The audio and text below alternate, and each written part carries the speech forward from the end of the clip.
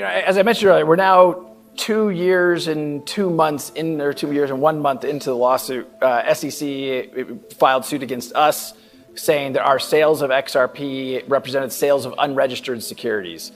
And from the beginning, I thought it was very clear that the facts were on our side and the law was on our side. And I think as you have seen this play out and you've seen the filings in the court, that the judge certainly is hearing our arguments.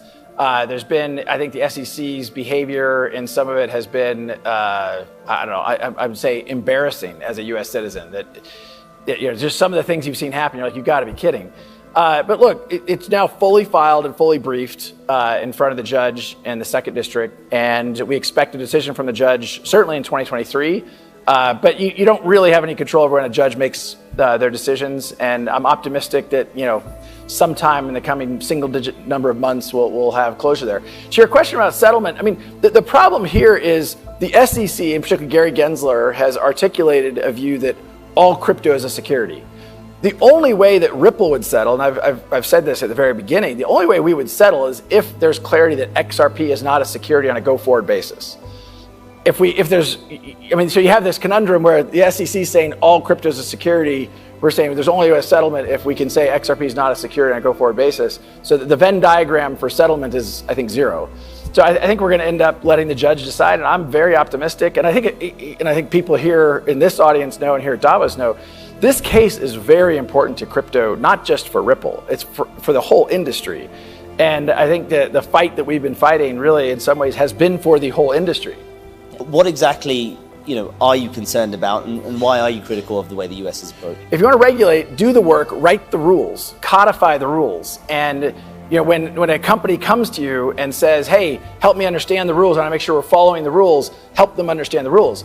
I met personally with the SEC 3 times. Not once in those meetings did the SEC ever say to me, hey, and by the way, we're totally transparent about what we're doing. Not once did the SEC say, hey, we think XRP might be a security. So then for later on to go back and say, hey, the whole time we thought XRP was a security, we just didn't tell you. That doesn't feel like a genuine partnership between public sector and private sector. Moreover, and some of this stuff I'll be more vague about because some of this stuff, it hasn't been public yet. But there's something called the Hinman email. Bill Hinman, the director of corporate finance at the SEC, gave a speech in June 2018 about how ETH had been a security, but had magically become not a security. And there's some emails associated with that the judge turned over 6 times. We finally did get those emails. And I think when those come to light, I think you will see more kind of like, how is it possible the SEC decided to bring a case against Ripple, given what they were saying within their own walls? Yeah, and then if you look at the global regulatory landscape, where do you think is sort of on the right track? In the European Union, you've got this MiCA regulation coming in, which sort of specifically targets things like stable coins and exchanges. Is that a good first step? I mean, where do you see good regulation or good talk about regulation happening? So I think MiCA is a good first step. And I also, maybe not dodging your question, I'll get there, but I think one of the things that I have been struck by is how much the US regulatory discussion has dominated some of the meetings I've been in here in Davos.